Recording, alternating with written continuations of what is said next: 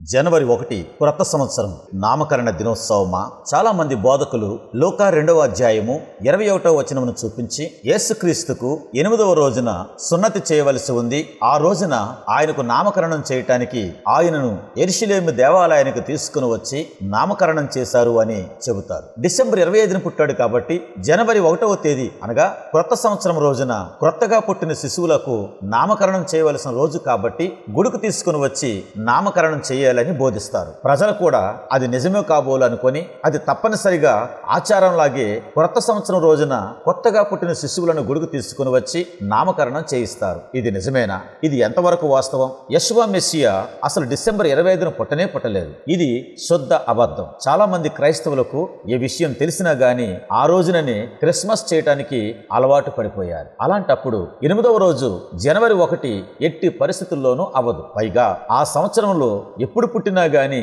జనవరి 1న వచ్చి నామకరణం చేయాలనేది పచ్చి అవాస్తవం. లేవియా కాండము 12వ అధ్యాయం అంతా ఈ పురుటాల గురించే వ్రాయబడింది. ఇశ్రాయేలీయులు వారి ధర్మశాస్త్రం ప్రకారం దాన్ని తూచా తప్పకుండా పాటించాలి. అందు నిమిత్తమై యేసుక్రీస్తు విషయంలో కూడా వారు ఆ నియమాన్ని పాటించారు. ఒక స్త్రీ గర్భవతి అయి మగపిల్లను కని ఎడల ఆమె 7 దినములు పురుటాలై ఉండవలెను. ఆమె తాను ముట్టుదై కడగా నుండి దినముల లెక్కన బట్టి పురుటాలై ఉండవలెను. 8వ దినమున బిడ్డకు సున్నతి చేయించవలెను. కాబట్టి స్త్రీ ఏ రోజున ప్రసవించిందో ఆ రోజు నుండి 7 రోజులైన తర్వాత 8వ దినమున మగ శిశువుకు సున్నతి చేయించాలి. సున్నతి చేయటంతో పాటు పేరు కూడా పెడతారు. బాప్తిస్మిచ్చి యోహానుకు సున్నతి చేయవలసిన 8వ రోజున సున్నతితో పాటు పేరు కూడా పెట్టారు. అలాగే యెషువా మెస్సియాకు కూడా సున్నతి చేయవలసిన 8వ రోజున సున్నతితో పాటు పేరు కూడా పెట్టారు. ఉదాహరణకు ఒక శిశువు ఫిబ్రవరి 20న పుడితే 8వ రోజు అయిన ఫిబ్రవరి 27న సున్నతి చేసి పేరు పెట్టాలి.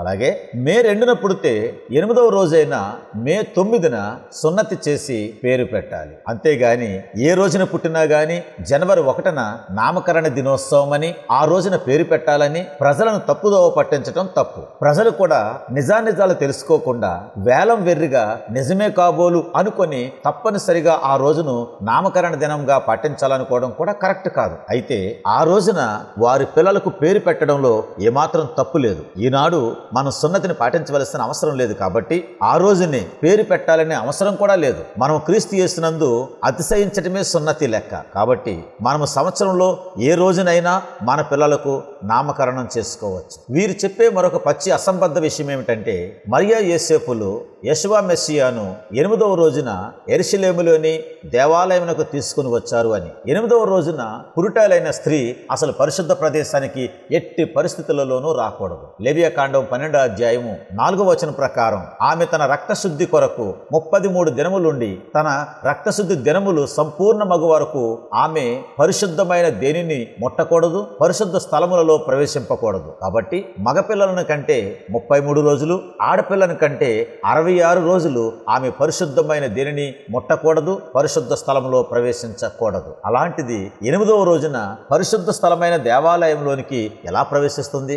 మనం కూడా దీన్ని ఆలోచించాలి. 8వ రోజున చేయవలసిన సున్నతి మరియు నామకరణ కార్యక్రమం ఇవన్నీ ఇంటి వద్ద చేయవలసినది. ఆ దినములు అనగా 33 దినములు మగ శిశువుకు, 66 దినములు ఆడ శిశువుకు పూర్తయిన తర్వాత అప్పుడు బిడ్డను తీసుకుని దేవాలయానికి వచ్చి దహన బలి, పాప పరిహారార్థ బలి అర్పించి అప్పటి వరకు అపవిత్రురాలుగా ఉన్న ఆమె పవిత్రపరచబడి ఆ బిడ్డను దేవునికి ప్రతిష్ఠించవలను. ఇక్కడ మనం గమనించవలసిన విషయం ఏమిటంటే సున్నతి, నామకరణం ఇంటి వద్ద చేయవలసిన కార్యక్రమాలు, బలి దేవునికి ప్రతిష్ఠించడం దేవాలయంలో చేయవలసిన కార్యక్రమాలు. మగబిడ్డకు ఇంటి వద్ద 8వ రోజున, దేవాలయంలో 40 దినముల తరువాత ఈ కార్యక్రమాలు చేయాలి. అందువలన జనవరి 1 నూతన సంవత్సరం రోజు నామకరణ దినోత్సవం కానే కాదు. ఖచ్చితంగా అదే రోజున నూతనంగా జన్మించిన శిశువులకు నామకరణం చేయాలనే పద్ధతి ఏదీ లేదు. అయితే ఆ రోజున నామకరణం చేసుకుంటే ఆక్షేపణ ఏదీ లేదు. అది మన ఇష్టం. కాకపోతే